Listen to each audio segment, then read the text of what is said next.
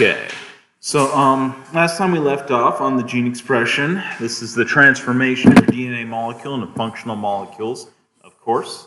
The DNA expressed in two steps. We have step one, which is our RNA copy.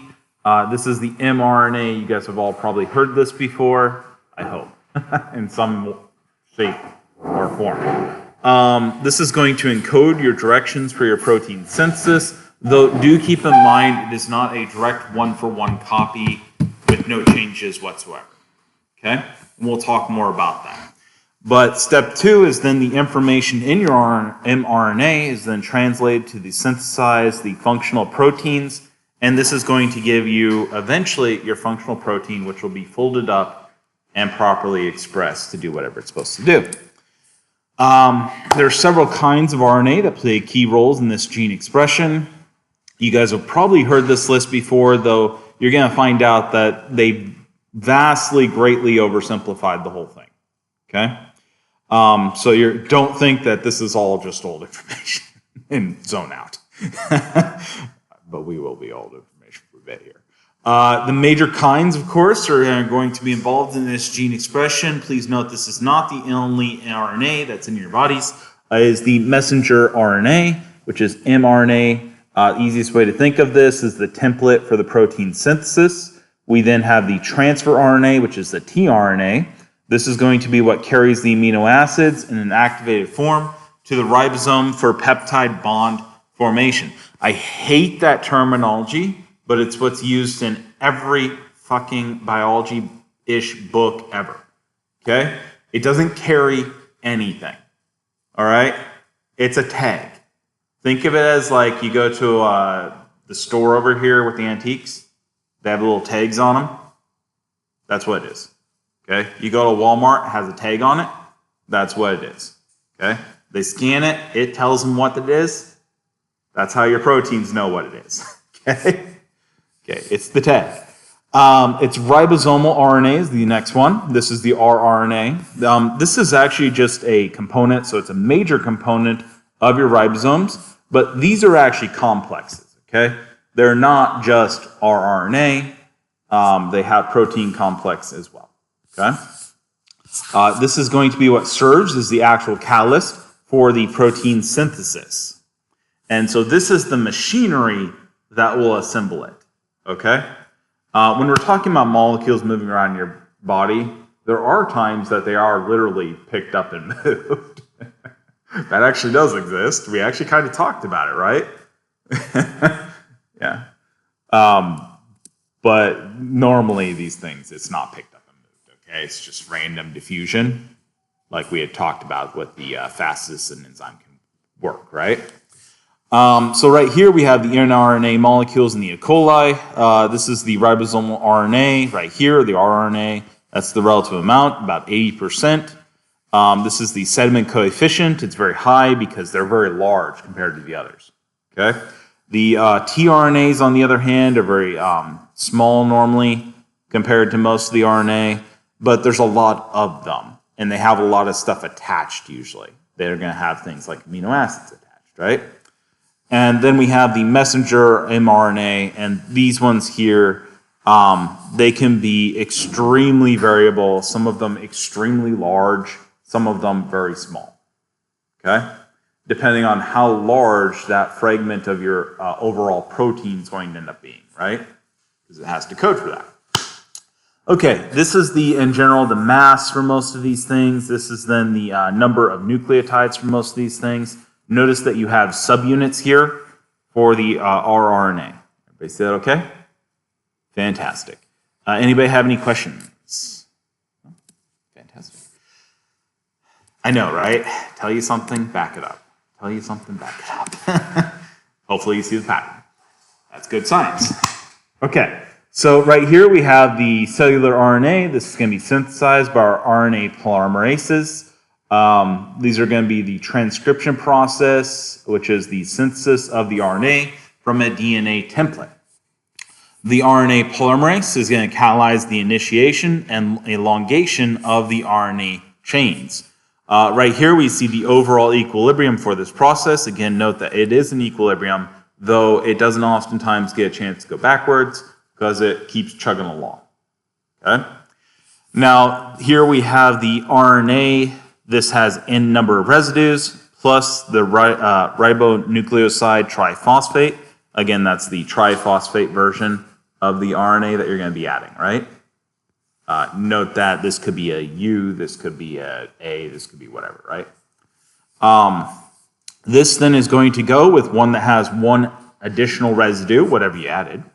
And then you have the PP phosphoryl group cutoff, just like we had talked about with replication of DNA, right?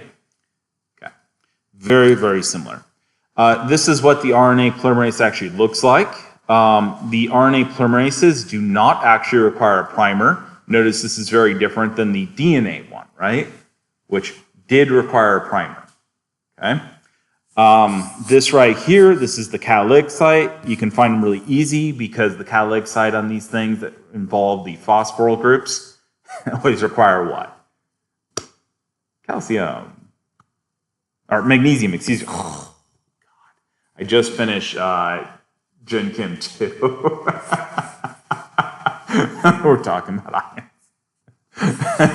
So I have a residue from that still coming out of my mouth. There's our catalytic magnesium. As we discussed, the magnesiums are always required for binding to the phosphoryls, right? And so you can very easily find the sites for those. By the way, why is it 3 colors here? What does it mean when we have different color regions in a protein? They're subunits, right? And it's a subunit. So altogether, the quaternary structure has 3 subunits here. Okay? Yeah. And that's what we mean whenever we have the colored regions. It has 3 different regions, usually almost always 3 different subtypes. Okay? The RNA polymerase is going to require a double or single-stranded DNA template. The 4 nucleoside triphosphates are ATP, GTP, UTP, and CTP. Why do we not have a D? Before we had little D's in front of them. Why don't we have A? Yeah, that'd be deoxy, right? Yeah, we don't have the deoxy part now. We're oxy. Okay, just ribonucleic. We do need a divalent metal ion. You can actually use manganese in case you're curious. That is actually okay. It's about the same size, so it very easily substitutes in for magnesium 2+. Basically everywhere magnesium 2+ goes. And there's actually a few other ones you can use that are 2+s that are transition metals, in case you're curious. Yeah. And we'll actually substitute in, some of them being radioactive. So that's a whole thing. The RNA and the DNA synthesis has some similarities, of course. The direction of the synthesis is in the 5' to 3' direction. The mechanism of elongation has the 3' OH at the terminus of your growing chain, making a nucleophilic attack on your innermost phosphoryl group of the incoming nucleoside triphosphate.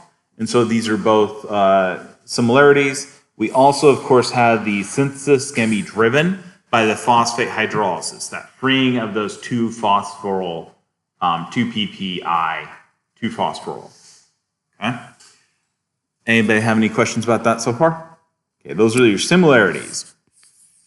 The DNA polymerase, or RNA polymerase, excuse me, is going to catalyze your strand elongation reaction. Here we see this strand elongation reaction in that same templating that we looked at before. Notice the difference is not a lot, right? Looks like the same figure almost, doesn't it? Yeah. Anyways, here you have the RNA product. We have the bases matching up to our DNA's template strand. We're going again the 5' to 3' direction in terms of our strand growth. Our DNA template strand needs to be read the opposite direction, right? Meaning 3' to 5' because we'll be flipped just like we were for our 2 DNA strands. Okay? Anybody have any questions so far? Do note that this reaction, this equilibrium here, remember this one's an equilibrium right here. This is actually partially driven along by the fact that your PPI gets hydrolyzed, freeing energy, meaning this is energetically favorable. And so you're continuously removing product, pushing the equilibrium. Okay. So your DNA polymerases are going to take instructions for our DNA templates. The early evidence found that the base composition of newly synthesized RNA is actually a complement of your DNA template strand. Again, the key, one of the key words here being early evidence and newly synthesized. There's going to be more, I promise. This is right here is your base composition. Here we have the DNA template right there. Another way of saying that is coding strand. Here we have the RNA product, and we can see there's direct correlation. Everybody okay with that? Fantastic. Do note this is real world data, so what do you notice about these numbers here? Exactly, because real world, right? As we have learned from spinach. Real world. Okay. Now, complementary between the mRNA and the DNA, of course. Here again, we have the mRNA strand from the 5' to the 3'. Here we have the template strand right there. And then this would be the coding strand of your DNA. Notice again, your coding strand is essentially going to be the exact same code, right, as your RNA. The only difference being the T versus U going on. Okay. And it has the same directionality. Okay, so the transcription is going to begin near a promoter site and end at a terminator site. Our promoter sites are going to be regions along the DNA templates that specifically bind RNA polymerase and determine where the transcription begins. This will typically vary from an idealized single sequence or consensus sequence by only about 1 to 2 residues. The prokaryotic and eukaryotes have slight differences here.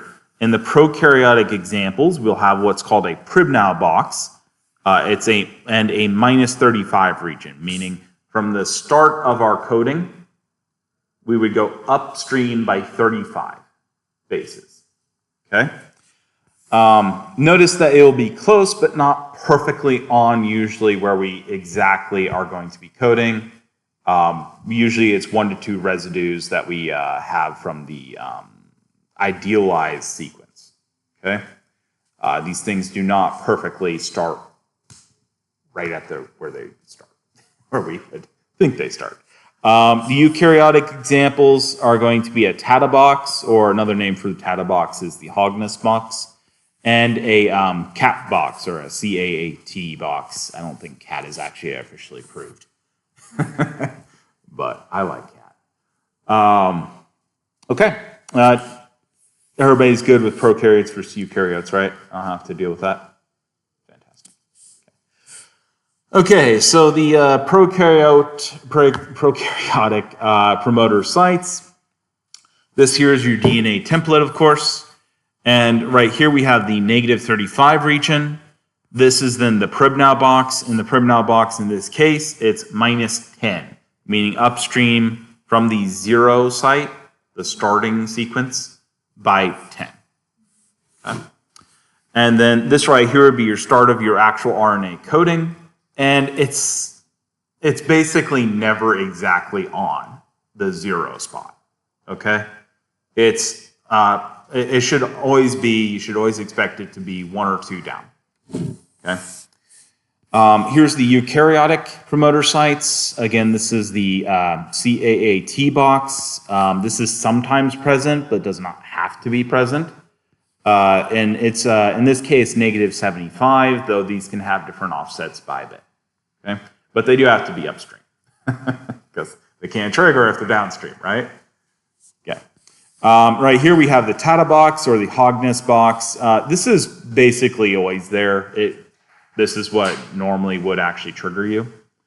And this is at -25 in this case, and again, we can see the Tata, right? TATA. Notice we do actually usually have more than just TATA.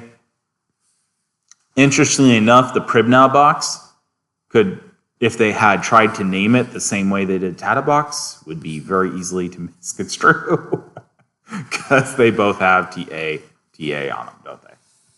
Okay, in this case. All right, this again is the start of your RNA transcription right here. Again, in this case, we have a +1. So we're going 1 over from the start. Okay. Okay, so the transcription termination, our prokaryote in this case, termination is going to occur when the RNA polymerase is going to synthesize a terminator sequence or by the action of the protein Rho, RHO. The terminator sequence is going to be a stem loop structure. This is going to be followed by a sequence of U residues. Basically, these U residues are junk that lets you know, hey, you should disconnect. Okay?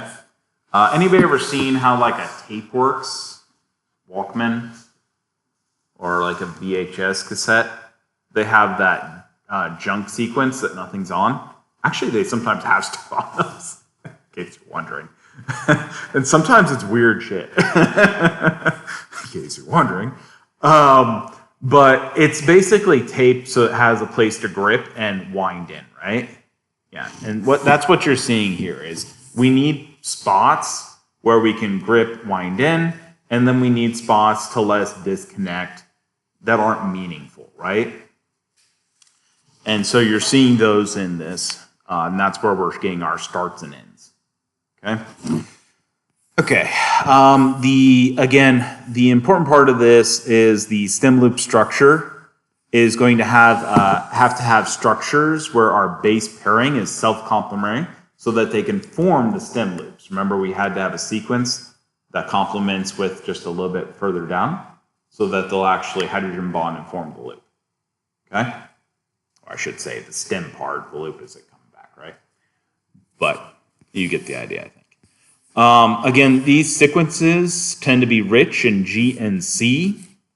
There's less known about the eukaryote termination than there is the prokaryotes. Right here we have the stem loop structure. This is at the 3' end of our E. coli mRNA transcript. And you can see here, self-complementary. They have a little bit of a loop here so they can come back. This isn't so important. They tend to be C and Gs because those tend to hydrogen bond nicely. And then over here we have our U ending terminus. Okay, and so it physically actually stops things from happening here because it runs into this stem loop and physically knocks it out, right? Okay, and then we have junk here because you can't just end it. What if this got skipped? You wouldn't form it, right? Basically, yeah. It's like when you are cutting things for like an arts and craft project. You don't just cut straight on the line first, right? You cut it out loosely, and then you trim off parts that you don't need. Same thing. Yeah. A little bit of extra room to screw up. You know, it works. Gotta say that. The modification of your eukaryotic mRNA. In eukaryotes, the mRNA is modified. A cap structure, which is a guanosine nucleotide, will attach the mRNA with a 5' triphosphate linkage. Again, this is going to be attached to the 5' end. Notice again, this is like the cassette or like the factory, if you're thinking about those, where you have like a tab, right, to start the process, okay? And I'm going to use that a lot. Are you guys better off with like cassettes and stuff, or are you better off with like factory terminology? Do you guys like watch how things are built and stuff? Less?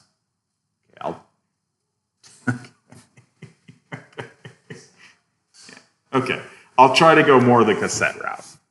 That seemed to work. Okay, if it doesn't work, please do let me know. I'm like, no. Okay, so again, this is going to be a sequence of adenylates. Poly A tail in this case is going to be added to the 3' end. And remember, this is the eukaryotes. We were at the prokaryotes before. Okay? Eukaryotes are going to have your poly A tail added to the 3' end. And again, that's that junk ending. Notice we do not have a stem loop here to physically knock it out, right? And so what's going to happen here is we have this repeating ending tail, and at some point there it will detach and hopefully not incorporate those into the overall protein structure. That's why that's the ending sequence, by the way. Nothing matches to it. All right. The coding region right here is the part that theoretically up to now we would say is going to be coded into the protein, right? Okay. Okay, so the transfer RNAs are the adapter molecules in protein synthesis. Our transfer RNAs or tRNAs are, I gotta say the damn terminology because your book does it, and I don't want to be like, yeah. They bring the amino acids to the mRNA. Again, so much more like a price tag at Walmart, okay? You know the scanning tags at Walmart? Like that, okay? Has anybody ever seen the Amazon warehouse? No, not at all? Do you kind of know how it works? They have little robots that have scanner and arms on them, and they grab the packages off based on the scans, right? Because they can't tell what is a bar of soap and what's not and all that. Same thing here. Okay? These tRNAs, these are the barcodes that the robot scans. Okay? Your ribosomes in this example would be the robots. They're the ones that physically are going to assemble the package. Okay? And they don't move. Things just float and then attach to them, right? Like a normal enzyme or catalyst. And then we have the mRNAs. These are the lists that you would feed. We do that digitally, but you get the idea. Okay, and so this is going to contain an amino acid attachment site and a template recognition site, literally like a tag, right? A little loop to attach it to the package, a little tag that can get read. Okay. This has several regions of base paired segments and multiple stem loops. These are called amino-acyl tRNAs. When a amino acid is attached by amino-acyl tRNA synthetase. Remember, they're going to physically be attached to our amino acids. Okay? And then what type of attachment? Acyl. There you go. I know that organic chemistry came in for something, didn't it? Okay, so that codon, these are going to be your 3 coding bases on your mRNA template. Remember, the codon is the one on the mRNA. Okay? The anticodon, on the other hand, is going to be 3 complementary bases on the tRNA. Okay? So codon codes on the list, or the coding for the protein, right? Anticodon, thing that matches to the codon. By the way, where else do you find an anticodon? Same sequence, essentially.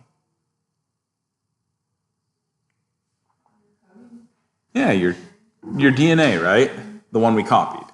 Yeah. The only difference being a U versus T, right? Yeah. Okay, so this right here is your general structure of the amino-acyl tRNA. Remember, this is the fully assembled with an amino acid attached. Okay? It is a covalent attachment. It does have an enzyme that does this, which we just mentioned right here. That's the amino-acyl tRNA synthetase, right? Literally, enzyme that synthesizes this. Okay, don't you love the naming? Beautiful, right? Yeah. Anyways, know that this again is a 2-dimensional structure. We'll show you 3-dimensional in a bit. It's different enough you're going to have some issues for a bit. So again, this right here is your coding right here. See that? And that's going to match the amino acid. This right here is your anticodon. Okay? This is the part that's going to match your mRNA, right? Okay. mRNA is going to be the reverse of that. If that's an A, that's a what on the mRNA? Okay, this right here is the phosphorylated 5' terminus. What would that make this side, by the way? Yeah, that's the 3', right? Got it. Okay, very good. This is the attachment of your amino acid to your tRNA molecule. Again, this is the CCA terminus of your tRNA here. That's that one right there. I know it's CCA because it reads this way, right? Okay, so the amino acid, this is going to be attached again to your 3' OH group. We can see that right there. Of the tRNA. And again, right here, we have the carboxylate end. This is why that's an acyl attachment. Everybody see that okay? That's an acyl group right there. And your amine group is on the other side. Okay, fantastic. So again, this is going to be your region, your CCA terminus. That is going to be the part that always attaches to your amino acid. Okay? And that's why that sequence is actually quite important. CCA. Again, that's the region at the 3' end on your tRNA. Again, it contains 2 cytidines followed by adenine. And we can see that right here, the cytosine, adenine. Okay. Okay, anybody have any questions about that? All right, it's the loop. The little taggy, sticky part. Okay? All right, now, our genetic code for amino acids is going to be encoded by groups of 3 bases. These start from a fixed point. The genetic code, again, is going to be the relation between the sequence of bases in the DNA and the sequence of amino acids in your protein. They're literally going to be the code that you would read off to get which amino acid should be there. Okay? Now, some of the features of this genetic code is they are 3 nucleotides to encode a single amino acid. Okay, and that's why the codon is a sequence of 3. All right? They are non-overlapping. If they overlapped, you would have problems incorporating different amino acids where they shouldn't be, right? It has no punctuation. There are no periods in this. Okay? It would read and read and read. The only time it ever stops is because something doesn't get coded for that. And it has to do that for a bit, right? It has directionality to it because it reads according to our 5 versus 3' ends, right? That has directionality. Okay. It's degenerate. Most amino acids are actually encoded by more than one codon. This is actually because of a kind of unique thing that we'll get to. But the first 2 parts of a codon are actually the best binding ones. The third one doesn't bind well. Okay? So the third one actually doesn't matter as much. Okay.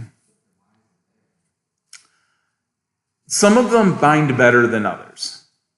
And it depends on your number of hydrogen bonds, right? And how well it fits. You have to remember, it's kind of roundish, right? And your mRNA is not very roundish.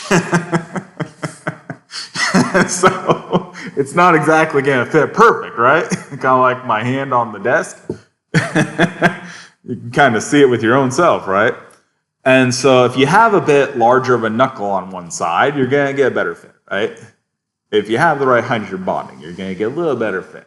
And so some of them sometimes read better, okay?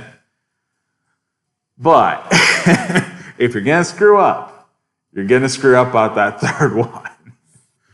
All right? I know, right? Remember, it's not perfect. It's good enough, okay? That's biology. It's not perfect. Good enough. Okay, this is your genetic code. And so again, first let's look at reading this. This is your first position. Your first position is defined by the 5' end, because that's where you'll start reading. Your 3' end, on the other hand, will be your final position, right, or third position, okay? And so if we look through here, if the first codon, part of the codon is going to be U, we would then trace over and we'd look for the second one, okay? And so the second one here is going to be, let's say, C. Okay? And so U and C together would give you any of these options. See that? The third one then gives you the final one. And then that one has one per line that repeats as UCAG, UCAG. Can everybody read that table okay? Fantastic. What do you notice about that third position? There's a lot of times it doesn't matter, right? Yeah. Sometimes you can get, it matters a bit, but it's the purine versus pyrimidine, hydrogen binding versus what different hydrogen binding that typically separates those things. Okay? It all depends on how it lays down on that mRNA, whether that third position will be useful. Okay? Kind of like your hand, if one of your knuckles is really big, you're only getting one knuckle on there, right? You'll get 2 knuckles, that's it. You're never getting 3. Okay? Same thing's happening here. We have these. Some of them are larger, some of them are smaller, right? Some of them have 3 hydrogen binding sites, some of them have 2. Okay? And so that's going to change how you can read these things. Okay. Did that make sense? Okay. I didn't know if that was maybe a little too complex for this level right now, because we all will get a little bit more into seeing the site. So the genetic code, this is highly degenerated, as we just saw. In fact, if we looked at serine here, look at all the serines, right? Yeah, the third position doesn't even matter at all. Most of these differ in only the last base of your triplet. The biological significance of degeneracy is partially just how it binds, but there's also a decrease in probability of mutating due to misreading, right? So you have an extra layer of security, okay? Where you don't just have one thing you bind and then that determines. So the other thing you're seeing here is like serine is incredibly important, right? And so serine, you always have to have at least 2 matches that are really good, okay? You can't have one last match and all of a sudden you get a serine coming as something else, right?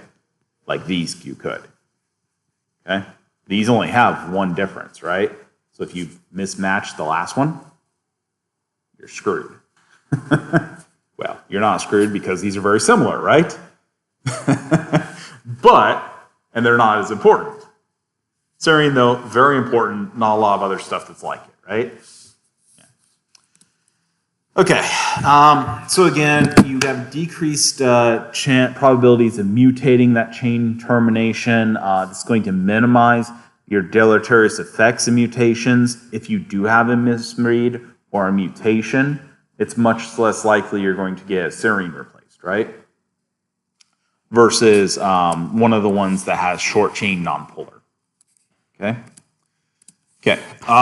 There is a codon bias, actually. The codon bias is a non-random use of synonymous codons in different organisms.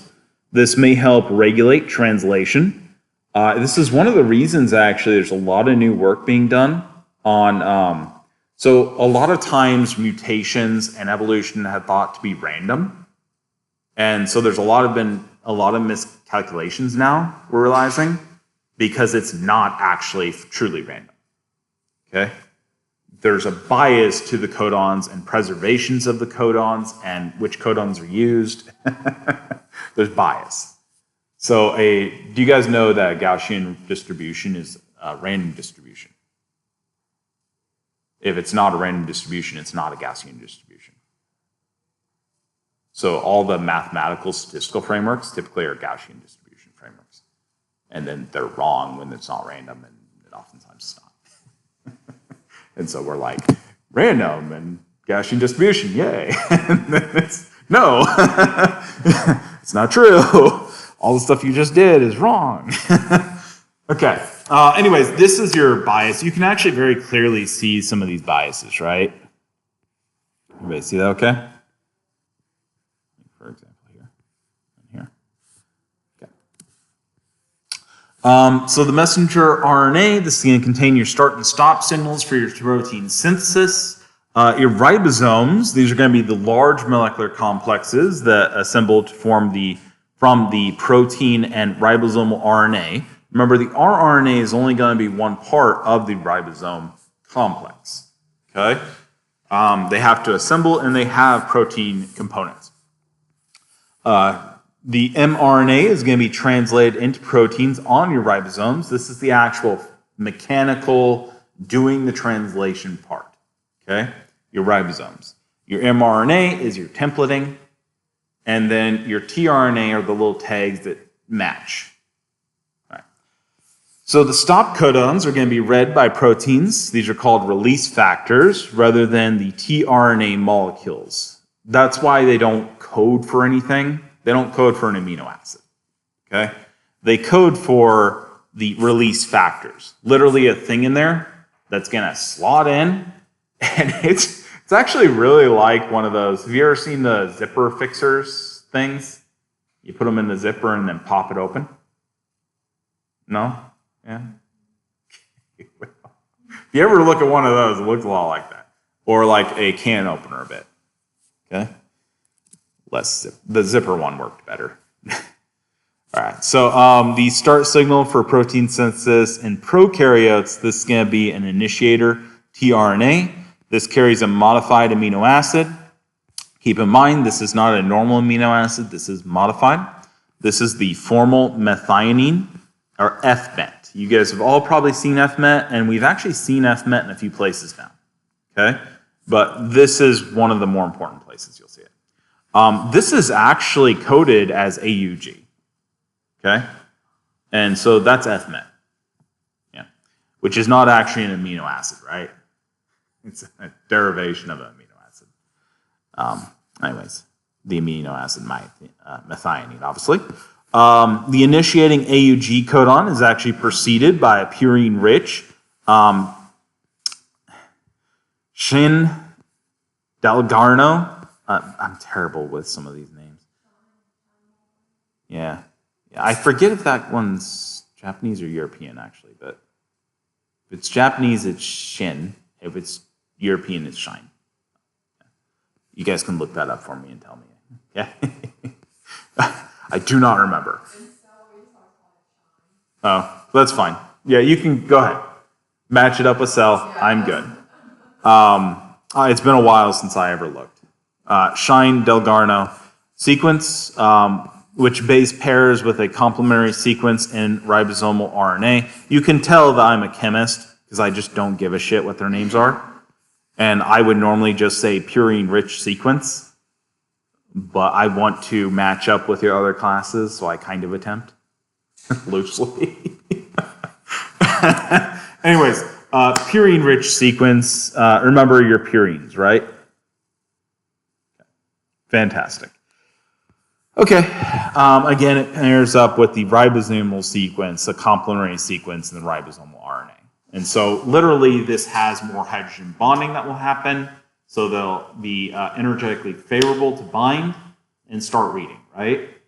And this is literally the, if you were to look at like a film, the old films, right? This is that slotted sequence that you feed into the projector, right? So it can grip, start feeding, and then you have the little part that goes 1, 2, 3, 4, so you can tell it's working, okay? And then that would be the FMET, the 1, 2, 3, 4. We're working. Okay. In eukaryotes, the AUG is going to be nearest the 5' end. This is going to be the initiator codon. Your reading frame, the order of the 3 non-overlapping nucleotides. This is actually established by your location of your initiate codon. And this was found to be incredibly important, actually relatively recently. Which is why when you just read off the genetic sequence, you actually don't know everything. So you can actually have a frame shift that actually makes a whole nother protein and it shares the same length of DNA. Okay? They have overlapping portions of the DNA. I know, right? What the hell? You're right. Okay, this right here is again your initiation of your protein synthesis. Here we have our prokaryotic start signals. And so this right here, over here would be the 0. Plus 1-ish, 1 or 2, is going to be the AUG. That's the start, okay? And notice this AUG sequence is being conserved partially by it being offset, from the 0, right? Okay. In the prokaryotes, this AUG is going to give us FMET, okay, which is what is going to start all of our protein synthesis. In the, again, prokaryote start sequence, we're also going to have a -10, which is our repeated purine. And this right here is, again, that part that's going to associate really tightly and start feeding along, okay, in our ribosome. This right here is going to be the eukaryotic start signal. We're going to have the cap sequence, which we had talked about up here. Wherever the hell, there it is. There's our cap. Okay. And then we're going to have some blank space. This is going to help us preserve our start sequence, isn't it? Okay. And then in eukaryotes, you're actually going to have your AUG it's just MET. It's not FMET. Okay. A very, very common place for people to get confused, by the way, in case you're wondering where you're going to have trouble. That's the one. And then that's how we get our protein. Anybody have any questions about that so far? Fantastic. All right, so the genetic code, this is nearly universal. Most organisms use the same genetic code because there's going to be a strong selection against deleterious mutations. Some of the genomes are actually going to be translated by different code. Some of the examples are the ciliated protozoa. The codons that are stop codons in most organisms are actually encode amino acids in those organisms. Okay? So that's actually an example of where we actually translate a different code. Some of the other examples are mitochondria. These also use variations in your genetic code because the mitochondrial DNA encodes a distinct set of tRNAs that recognize alternative codons. And so humans have, if you're lucky, only 2 different sets of codes in us, right? And we can actually have more than that. Most humans probably have a bit more than that from our various different flora and fauna that exist within us, right? I know, I talked about us like we're an ecosystem, because we are. So some of the distinctive codons of human mitochondria. UGA is actually a standard code of stop. In a mitochondria, it is TRP. I know, it's not stop. There's our different alternative codings. Anybody have any questions? I know, silly. Damn mitochondria.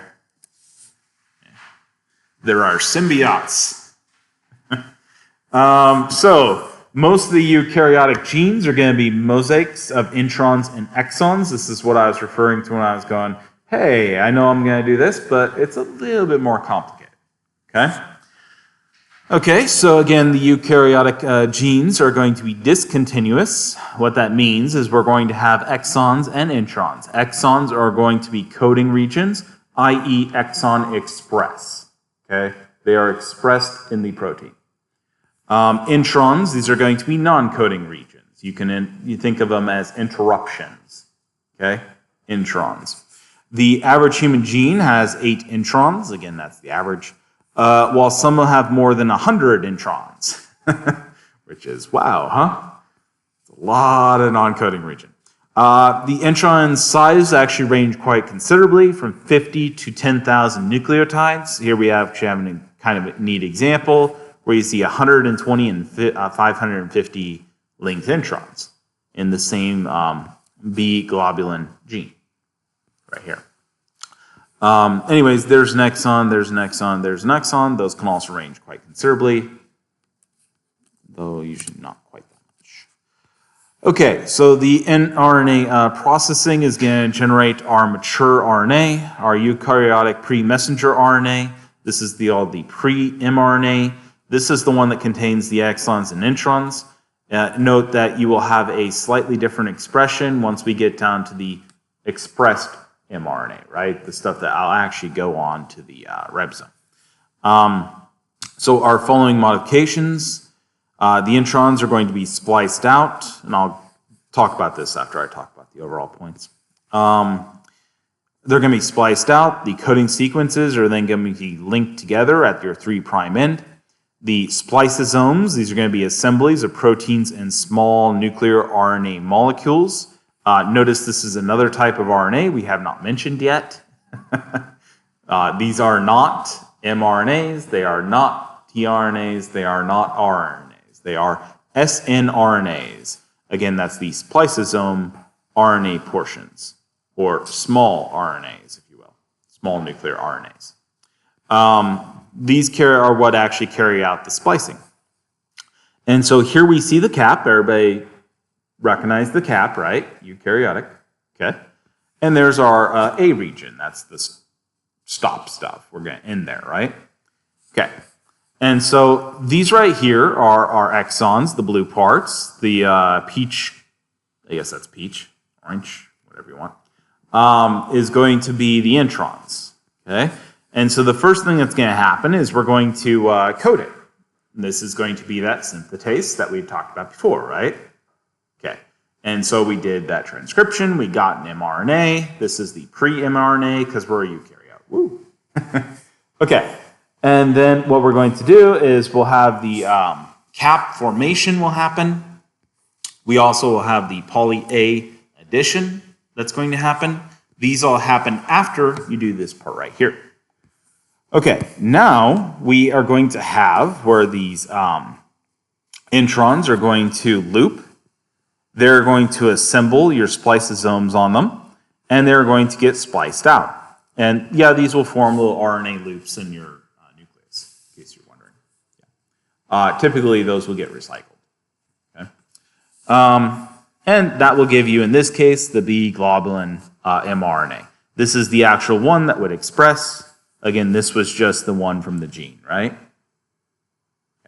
Okay. Note, by the way, that this makes it kind of sound like, and it very oftentimes does kind of sound like, this all happens like one thing after another, and you have to wait for the previous thing.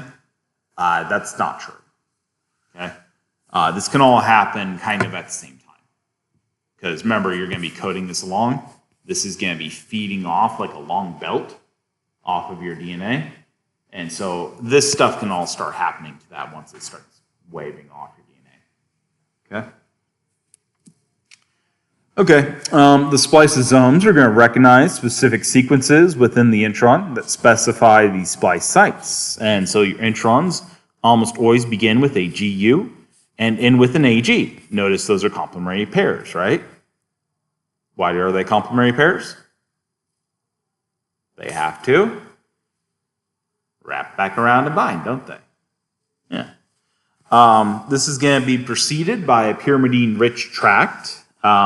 This is the pyrimidine-rich tract. It precedes the AG. It does not have to actually be adjoined to it, though. So just somewhere upstream. Okay? And there we have our splice sites. Notice the AG and GU do get spliced out, in case you're curious. Okay. There's our 5' end, 3' end, exon 1, exon 2. We label the exon 1, 2, 3 by the 1, 5' is 1 going down. Okay. Many of the exons will encode protein domains. Many of your exons are going to encode a discrete structure elements, binding sites, catalytic sites, places that are important. Does that make sense? Okay, fantastic. The exon shuffling, this is actually the process by which new proteins may arise in the evolution by a rearrangement of your exons. So when you splice these out, you don't necessarily have to bind them to the right place. Okay? Like, yes, this pinches, and so it's more likely to bind to here. But that doesn't mean this end won't end up over here sometimes. And what would happen if it does?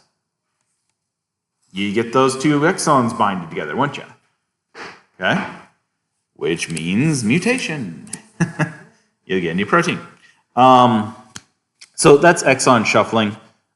New proteins arise in evolution by rearrangement of your exons. Alternative splicing, this is going to be the process allowing the generation of multiple proteins from a primary transcript. And so you can actually have where you would generate several proteins from one region. And it depends on, like, one protein would be exon 1, exon 3, exon 20. Okay? And then you get another one. And you can have pretty complex stuff actually coming from this. I'm past time, aren't I? Am I? Okay. Fantastic. Anybody have any questions? No? Okay. We'll see you next time on Wednesday. By the way,